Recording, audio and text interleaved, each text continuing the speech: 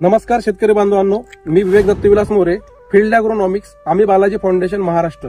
सध्या आपण आज ज्या प्लॉटमध्ये उभा आहे, तुरीच्या प्लॉटमध्ये उभा आहे, हे तूर आहे गोल्ड 100, ग्रीन गोल्ड कंपनीची गोल्ड 100.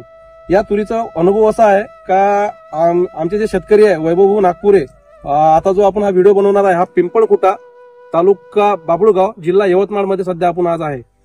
तज्ञ शेतकरी वैभव नागपुरे हे आपल्या सोबत जुळलेले आहे आणि यांचं मनोगत व्यक्त करण्यासाठी आपण हा व्हिडिओ बनवलेला आहे.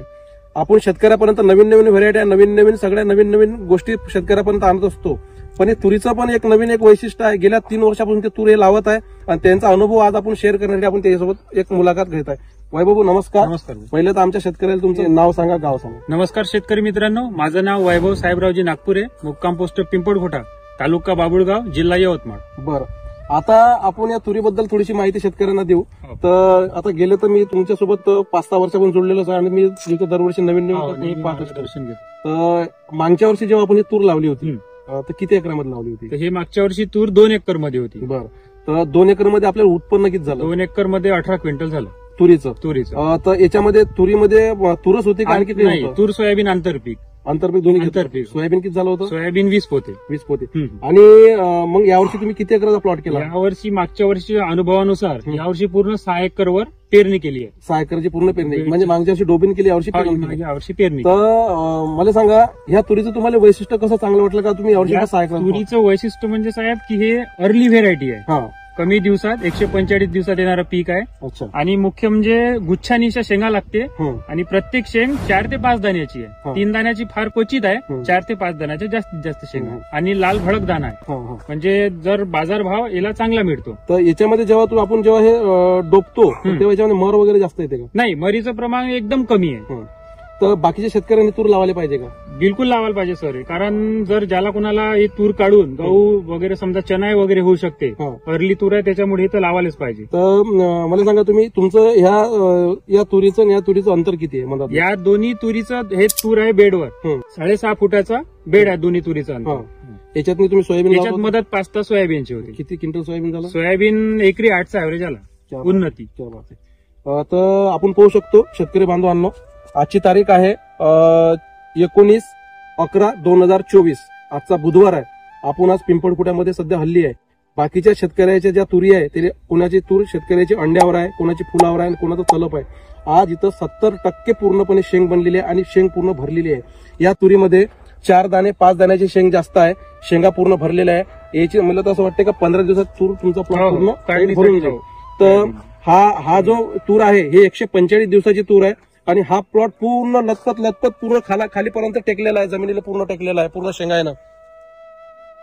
तर हे व्हेरायटी मी सर्व शेतकऱ्यांना विनंती करेन का हे व्हेरायटी तुम्ही 1 एकरात तरी अनुभव घेऊन पहा, कारण अनुभव दूर नाहीये. आपल्या जवळच गाव आहे यांचं पिंपळखुटा, तुम्ही इथं येऊन पाहून पण शकता का आपली हे व्हेरायटी कशी आहे, कसा अनुभव आहे.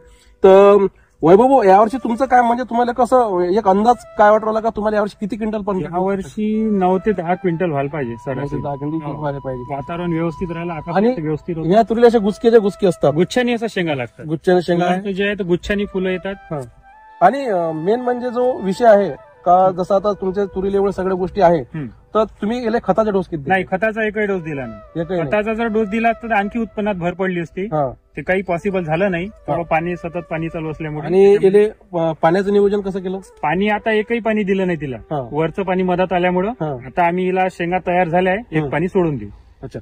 आणि त्याच्यानंतर तुम्ही याच्यात फवारणी किती घेतल्या? याच्या आता 3 फवारण्या झाल्या. याच्यावर एकदम हाय पाय झाल्या का मीडियम? नाही, मीडियम व्यवस्थितच फवारण्या झाल्या. एकदम हाय रेंजच्या काही फवारण्या. आता फक्त तुम्हाला एक शेवटली भरणसाठी फवारणी आणि एक शेवटचं पाणी. मग तुमची तूर समजा काढल्यानंतर तुम्ही याच्यात गहू लावता? आम्ही गहू घेतो. गव्हाचं उत्पन्न किती? मागच्या वर्षी गहू घेतला, एकरी 10 पोते गहू झाला. एक नवीनच शोध आहे का या शेतकऱ्यांना सोयाबीन पण घेतलं, तूर पण घेतली आणि गहू पण घेणार आहे. अर्ली व्हेरायटी आहे त्यामुळे. तर बाकीच्या शेतकऱ्यांना ही व्हेरायटी लावायला पाहिजे. 100% लावायला पाहिजे.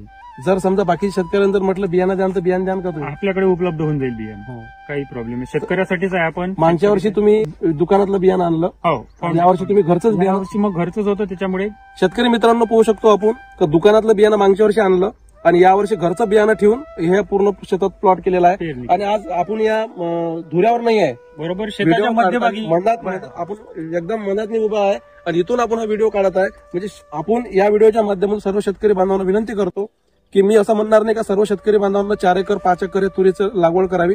मी शेतकरी बांधवांना एवढीच विनंती करतो की 1 एकर तरी या तुरीचं उत्पादन तुम्ही तुमच्या शेतामध्ये 1 एकर तरी लावल्या गेली पाहिजे आणि नवीन आपण काहीतरी व्हेरायटी आपल्या शेतामध्ये आपण अनुभवल्या पाहिजे. असेच नवीन व्हिडिओ पाहण्यासाठी आमच्याशी जुळून राहा. आम्ही बालाजी फाउंडेशन महाराष्ट्र.